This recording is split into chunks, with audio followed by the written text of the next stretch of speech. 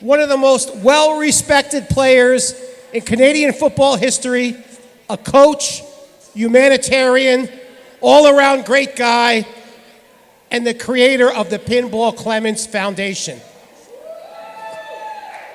Please put your hands together for our special guest, Michael Pinball Clemens, everyone!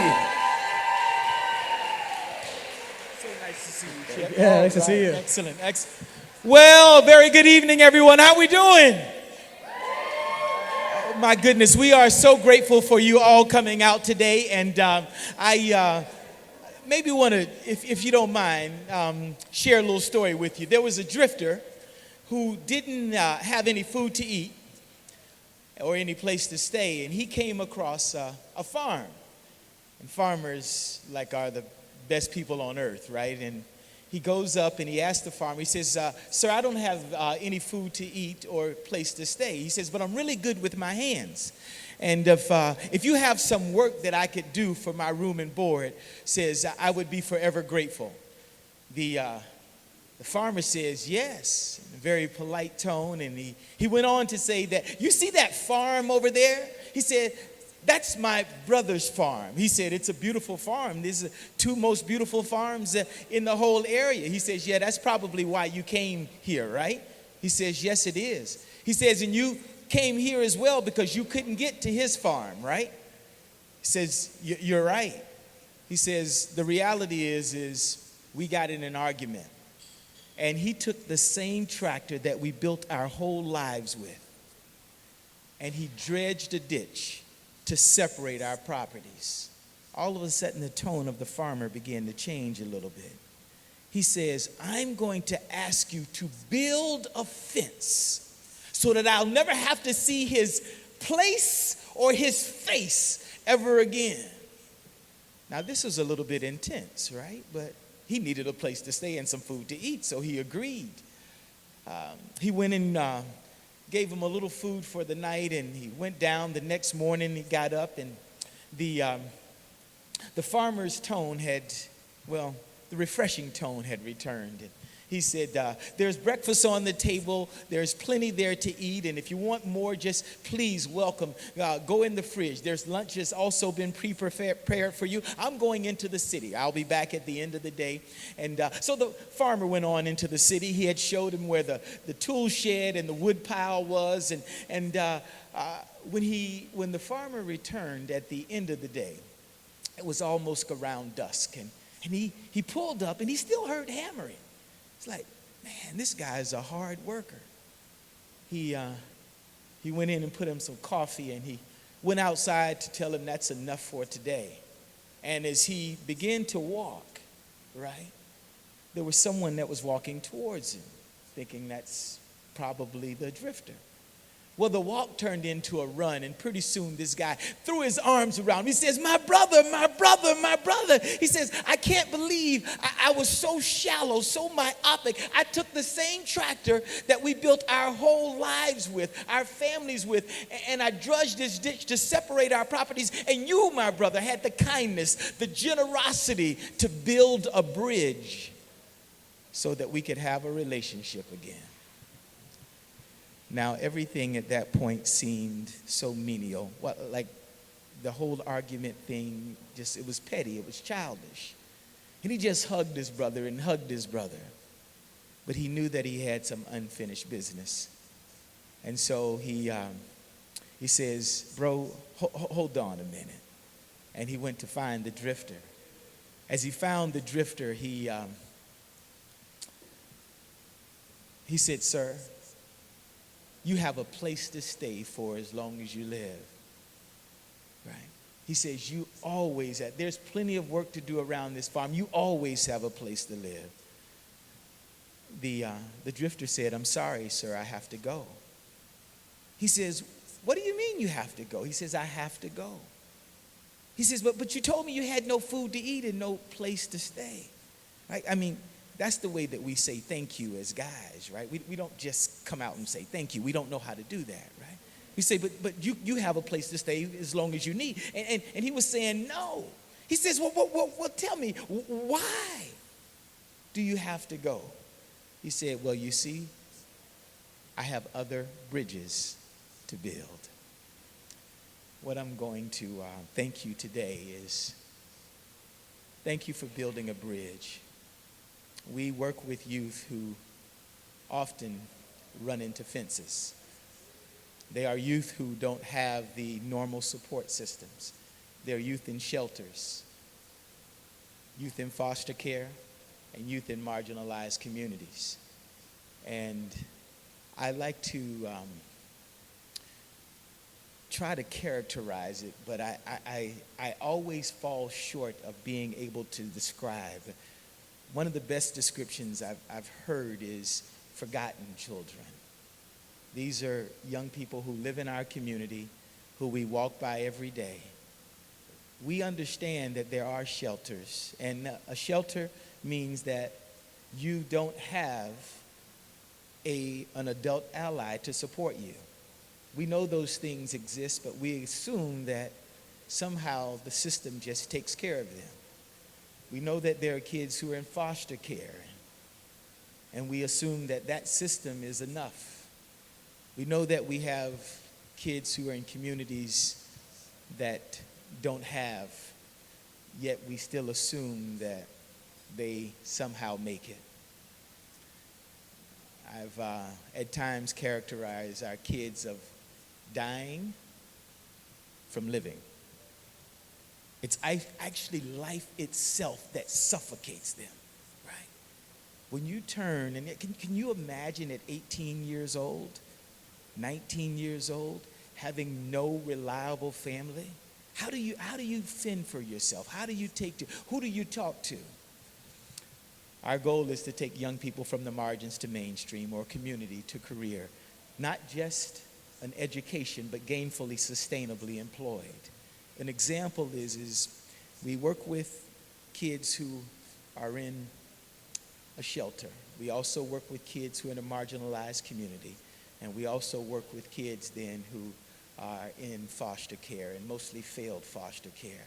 And we try to take those kids to gainful employment. So that means that they are graduating from high school in the existing programs that they're in.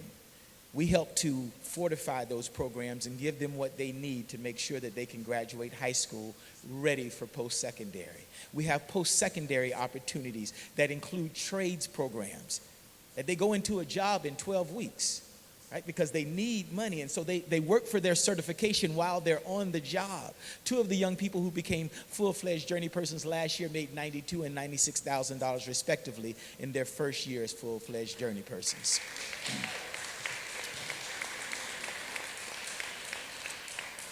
In 10 years, over 400 young people have gone through this program, and all 400 still have jobs.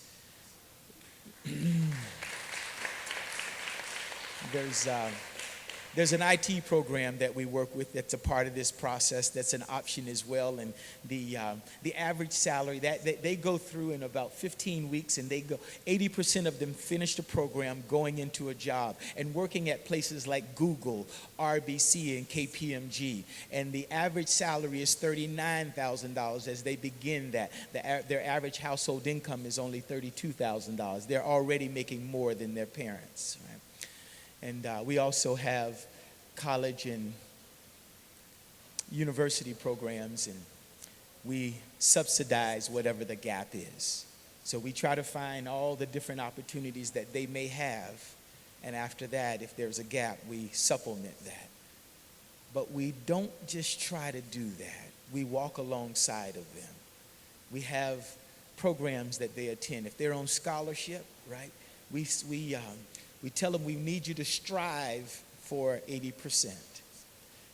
The average is not quite there yet. We're averaging 74%.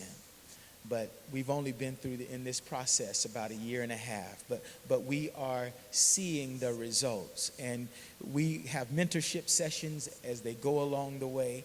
Now, for me, if I'm honest, I'd just like to see them all go through the trades program or the IT program. Why? Because I said one was 12 weeks, the other's 15 weeks. Like, when they go to college and university, we got to worry about it for 2, 3, or 4 years, right? I mean, that's tough, and especially when they have so many challenges, so many things going on. So what we have there is we have mentorship sessions where we foster them all the way through. So they meet once a month each semester, right? And we help to foster them and try to provide the things that they need in order to be successful. But I'm just running my mouth and murmuring here, and I'm going to stop that because we have a young man here that's from the Ambassador School that can say it much better himself. And so I'd like you to give a warm round of applause to Joey as he comes and presents to us today.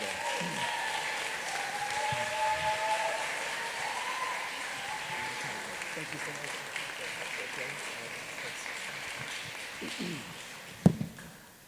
Hi, everyone.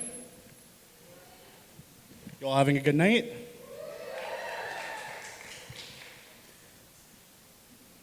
So I have a speech prepared for you guys just to give you some insight on my life in the Ambassador Program and how it benefits young people like me. Starting my first year of high school was supposed to be exciting and liberating. And for most people, it was. They have their families behind them, rooting for them, making them feel safe and secure. When you have that type of support, you have hope. You feel like you can accomplish anything. So what about the people from broken homes? The ones where addiction and mental health fester like a disease, breaking down their home life and feeling lost and isolated. People like me. I had a decent year. There were some teachers that I looked up to and others I couldn't wait to never see again. I met some good friends and I tried my best. I didn't pass everything, but that was okay. I was enrolled in summer school and I was still feeling motivated to try my best. During summer school, I did really well. I was on my way to passing my exams and I felt really good about myself.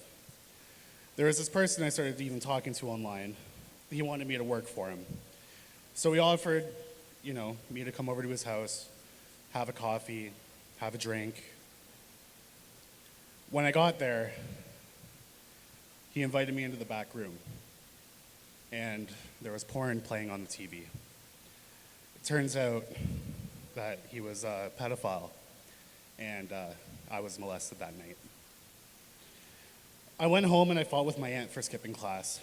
I lied about where I was because I was ashamed, and I didn't want to make everything worse. I told my friends what happened, and they offered me marijuana to help, and it did. I started grade 10 with a sense of dread. The guidance counselors knew something was off, but I never told them anything. I started skipping class to smoke weed because I couldn't concentrate.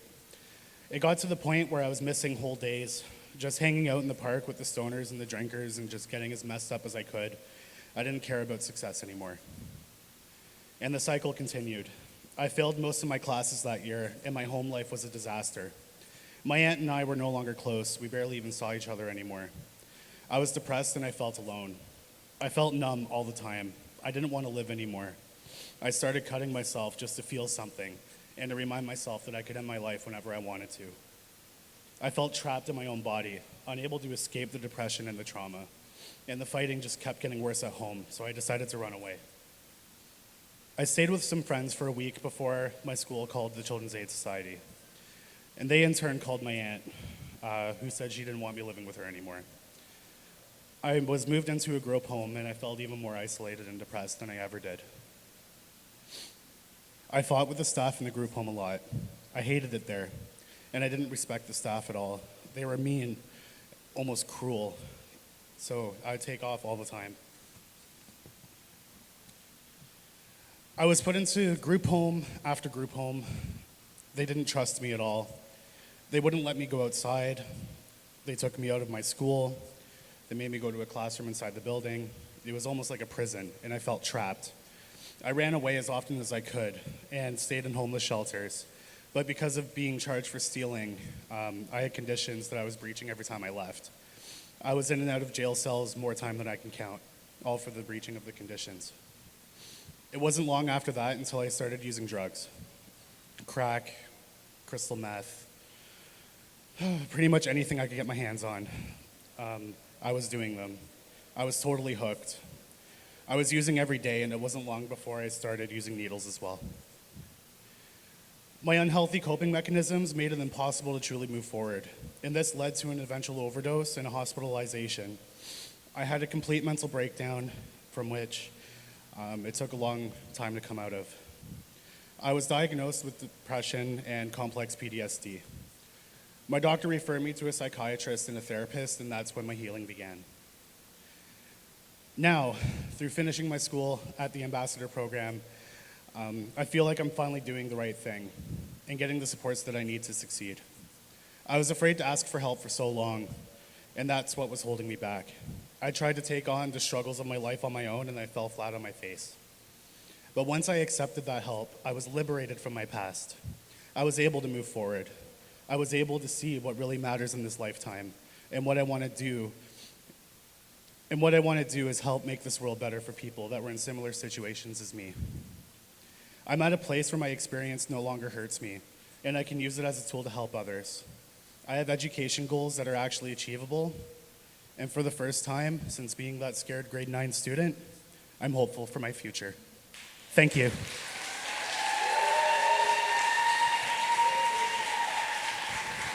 Thank you. Thank you.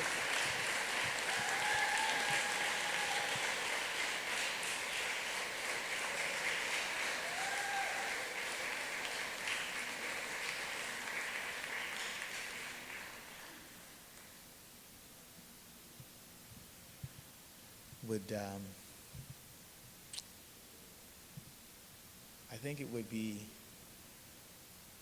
adequate to say that by your presence here today, you're telling Joey that he's not alone.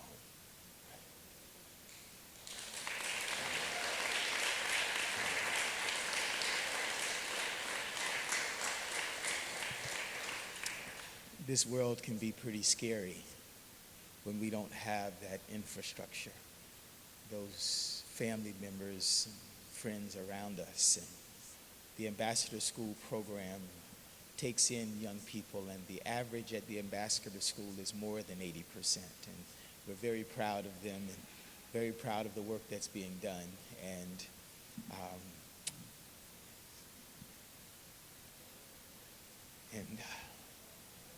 we're really grateful for you and your decision to be here and to help us tonight.